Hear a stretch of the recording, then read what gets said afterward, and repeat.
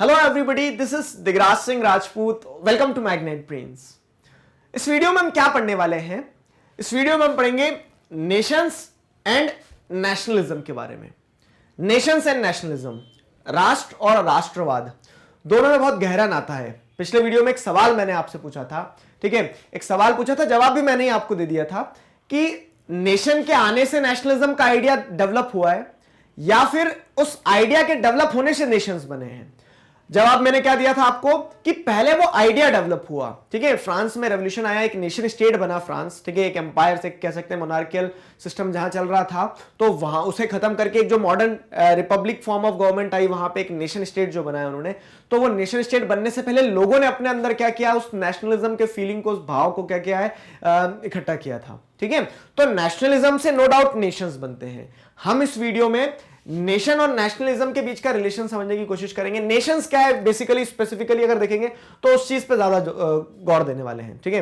तो अब आपको क्या करना है, अब आपको यहां पे चीजों को समझते चलना है। जैसे मैंने आपको पिछले वीडियो में बताया था कि नेशनलिज्म को डिफाइन करना मतलब ऐसा नहीं कि कोई एग्जैक्ट डेफिनेशन होगी, उसके अलग अलग फेजेस है, उसको अलग अलग नेचर में समझना होगा। अब नेशनलिज्म से नेशन बनता है, आपको इतना पता है, तो आप नेशन को समझने से चालू करो तो नेशनलिज्म समझ में आएगा।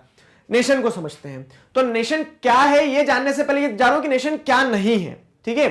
तो nation is not any casual collection of people. सिर्फ लोगों के ढेर लगा लेने से, इकट्ठा हो जाने से नेशन नहीं बन जाते हैं कि इतने लोग 125 करोड़ 135 करोड़ लोग इकट्ठे हो जाएंगे तो देश बन जाएगा, ऐसा नहीं है, ठीक है। वो लोगों के अंदर एक भाव होगा तब नेशन बनेगा ना, जो आप आगे पढ़ोगे। तो nation is not any casual collection of people and nation is also different from the other group और communities found in human society.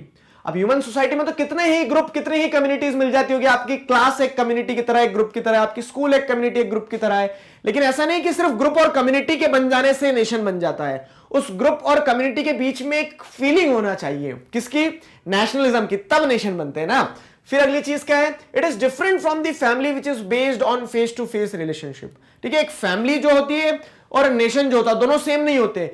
Family face to face relationship पे बेस्ड होती है, मतलब आप आपके दादा ताऊ, ठीक है, मौसी बुआ सबको जानते हो फेस टू फेस रिलेशनशिप पे, लेकिन और इसीलिए आप कनेक्टेड फील करते हो। लेकिन अब एक कनेक्टिविटी आप ऐसे भी फील करते हो कि यार वो भी इंडियन है, मैं भी इंडियन हूं, चाहे वो कहीं भी रहे, कैसा भी रहे, मैं उससे मिला हूं ना मिला हूं, कभी मैंने उसके घर को नहीं देखा, उसके शहर को नहीं देखा, उसके काम को नहीं देखा, उसकी पढ़ाई को नहीं देखा, लेकिन हम कनेक्टेड है। क्यों? क्योंकि वो भी इंडियन है, मैं भी इंडियन हूं। तो नेशन जो बनता है वो नेशनलिज्म से बनता है। और नेशनलिज्म, वो जो आपने नेशन बनाया है ना, तो जरूरी नहीं कि नेशन बनाने के लिए आपकी फेस टू फेस रिलेशनशिप होना चाहिए जैसे आपकी फैमिली में होती है। नेशंस बिना जाने पहचाने भी बन जाते हैं, ठीक है, बस एक कनेक्टेड फीलिंग होना चाहिए, वो डेवलप होती है नेशनलिज्म से, ठीक है। It is also different from the tribes and clans and other kinship groups in which ties of marriage and descent links members, ठीक है। अब एक जैसे ट्राइब होता है तो वो एक ट्राइबल ग्रुप जो होता है, एक क्लैन जो होती है, तो उसमें लोग कनेक्टेड क्यों फील करते हैं? क्योंकि वो मैरिटल टाइज हो गए या फिर आपस में एक दूसरे से जुड़े हुए रहते हैं, किसी ना किसी तरह से देखा हुआ रहता है उनने, या फिर वो एक ही डिसेंडेंट को क्लेम करते हैं, इस कारण वो अपने आप को कनेक्टेड फील करते हैं। लेकिन नेशन के केस में वो कहानी नहीं है, ठीक है। तो it is also different from tribes and clans. तो ट्राइबल कम्युनिटीज और क्लैंस से ऊपर उठ के हम ना जानते हुए भी क्या अपने आप को यूनाइटेड फील करते हैं जब हम नेशन की बात करते हैं। तो यहां पे हम सवाल ये हो सकता है कि जब sir nation casual collection of people भी नहीं है, नेशन जो ग्रुप्स और कम्युनिटीज एग्जिस्ट करती वो भी नहीं है, नेशन फैमिली की तरह भी नहीं है, मतलब इन सबसे ऊपर है ना, नेशन ट्राइब्स और क्लैंस की तरह भी नहीं है, तो नेशन आखिर है क्या चीज, ठीक है। तो then what does a nation means? आखिर नेशन का मतलब क्या होता है? तो as a member of nation we may never come face to face with most of our fellow nationals, nor need we share ties और डिसेंट्स विद देम, ठीक है। तो जब हम नेशन की बात करते हैं तो जो मैंने आपको बताया ना कि नेशन ये सारी चीजें नहीं है, तो उसको यहां पे समराइज कर दिया गया है कि जब हम नेशन की बात करते हैं तो as a nation we may never come face to face with most of our fellow. जैसे हम फैमिली में रहते हैं कि फेस टू फेस रिकॉग्निशन रहती है, तो नेशन के जब आप बात करते हो तो आप जरूरी नहीं कि आप किसी को फेस टू फेस जानो, ठीक है, आप जिस देश में रह रहे हो, ठीक है। Nor need we share ties of descent with them, और ना ही ऐसा है कि हमारे सबके पूर्वज एक ही रहे होंगे, लेकिन फिर भी जब अगर हम एक साथ रह रहे हैं, एक साथ कनेक्टेड फील करते हैं, तब नेशन बनते हैं ना, तब नेशन बनते हो। उस नेशन को बनाने में इस आइडिया का, इस फीलिंग का बहुत इंपॉर्टेंट रोल रहता है, ध्यान रखना, ठीक। तो yet nation exist, we lived in and valued by their members, ठीक है। तो ये सब कुछ नहीं होते हुए भी नेशन एग्जिस्ट करता है, हम उस नेशन में रहते हैं, हम उस नेशन के दूसरे मेंबर्स को वैल्यू करते हैं, हम एक बॉन्ड से जुड़े हुए रहते हैं, ठीक है, एक बॉन्ड से जुड़े हुए रहते हैं। आया ना समझ में? तो क्या समझाया मैंने यहां तक? अभी आप सोच रहे होंगे सर समझा, जो जो बोलते जा रहे हो सब समझ में आता जा रहा है, थीम नहीं पकड़ पा रहे हैं, हो रहा है ऐसा? देखो मैं थीम बताता हूं आपको। तो हम नेशन की जब बात करते हैं तो नेशन नेशनलिज्म की फोर्स से बनते हैं, और वो जो नेशनलिज्म की फोर्स होती है तो वो आपके फेस टू फेस रिकॉग्निशन की मोहताज नहीं होती है, वो आपके कॉमन डिसेंडेंट की मोहताज नहीं होती है, वो आपके सिर्फ कलेक्शन हो जाने से नहीं होती है। नेशनलिज्म क्या होता है, मतलब नेशन जो बनते हैं तो वो एक बॉन्ड से क्रिएट होते हैं। क्लियर हुआ? आशा करता हूं ये समझ में आया आपको। अब आगे देखो क्या है। तो nation, it is commonly believe that nations are constituted by group who share certain features such as descent, language, religion और एथनिसिटी। तो नेशन जो बनाए जाते तो ऐसा मान के चला जाता है। देखो ये नहीं बोल रहा हूं कि नेशन ये है, मैं बोलना चाहता हूं इट इज कॉमनली बिलीव्ड, ऐसा मान के चला जाता है कि जो लोग क्या कर रहे हैं, जो ग्रुप है जो नेशन को कंस्टिट्यूट कर रहे हैं, एक राष्ट्र बना रहे हैं ना, तो वो लोग कहीं ना कहीं लैंग्वेज के थ्रू कनेक्टेड होते हैं, रिलीजन के थ्रू, एथनिसिटी के थ्रू, कॉमन डिसेंट के थ्रू, मतलब कि हमारे पूर्वज एक रहे होंगे। तो ये कुछ फैक्टर्स होते हैं जो उन्हें जोड़ के रखते हैं, ठीक है, ये कुछ फैक्टर्स होते हैं जो उन्हें जोड़ के रखते हैं, ये ऐसा माना जाता है, इट इज कॉमनली बिलीव्ड कि नेशन ऐसे बनते हैं, ठीक है। तो अब ऐसा जब मान के चल रहे हो तो इसमें भी एक क्या है, लूप होल है, क्या कि but there is no common set of characteristics for all nation.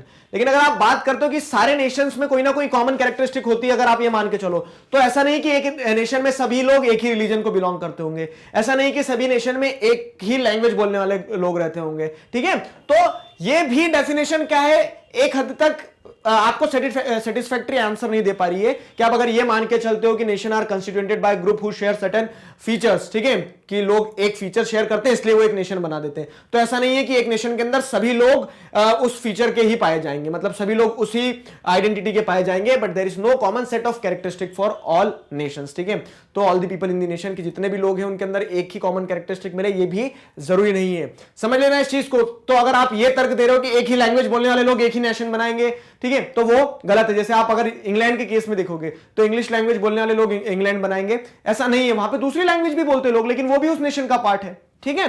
तो वही एग्जांपल जैसे दिया गया, many nations do not have common language. जैसे आप कनाडा की बात कर लो, कनाडा में फ्रेंच भी बोली जाती है, ठीक है, कैनेडियन लैंग्वेज भी बोली जाती है, कनाडा में पंजाबी, ठीक है, अरे तो पंजाबी भी बोली जाती है, मिनी पंजाब है कनाडा।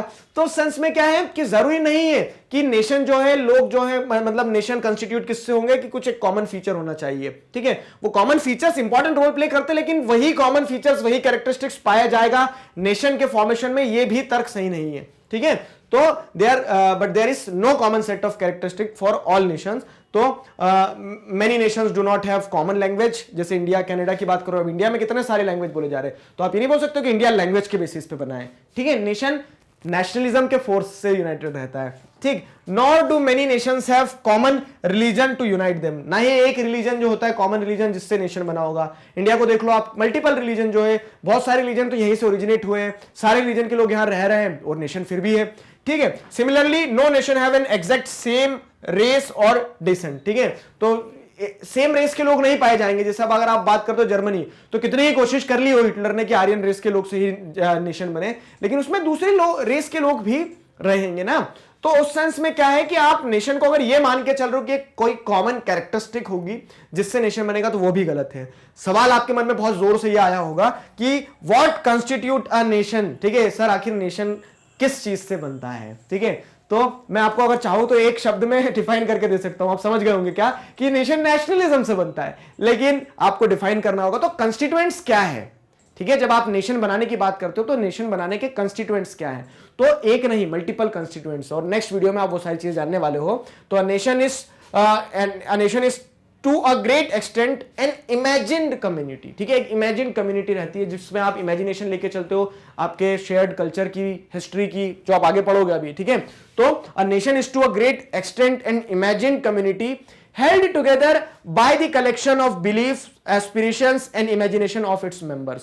तो जब एक किसी स्पेसिफिक इमेजिन्ड कम्युनिटी के मेंबर्स जो हैं वो किसी एक तरह के बिलीफ, एस्पिरेशन, या फिर कह सकते हैं बिलीफ, एस्पिरेशन और इमेजिनेशन के साथ जुड़े हुए रहते हैं, ठीक है। जैसे फॉर एग्जांपल मैं आपको बताता हूं क्या, कि इंडस वैली सिविलाइजेशन जो है, तो अधिकतर इंडियंस क्या ट्रेस करते हैं, अधिकतर इंडियंस ये ट्रेस करते हैं, जैसे आप जवाहरलाल नेहरू, अभी आगे आपको बताऊंगा मैं, तो वो भी लिखते हैं उनकी बुक में क्या, कि हम हमारे कल्चर को वहां से मान के चलते कि वो हमारी सभ्यता थी इनिशियल लेवल पे, जब ह्यूमन सोसाइटीज डेवलप हो रही थी, तो वो जो सिविलाइजेशन थी उसी से हमारा पूरा का पूरा देश बना है, ठीक है। और इसीलिए बहुत सारे कह सकते हैं कि प्री इंडिपेंडेंस के पहले जो लीडर्स थे तो पाकिस्तान को इंटीग्रल पार्ट ऐसा मान के चलते थे कि इंडस वैली सिविलाइजेशन का जुड़ा हुआ पार्ट है तो वो हमारा पार्ट है, ठीक है।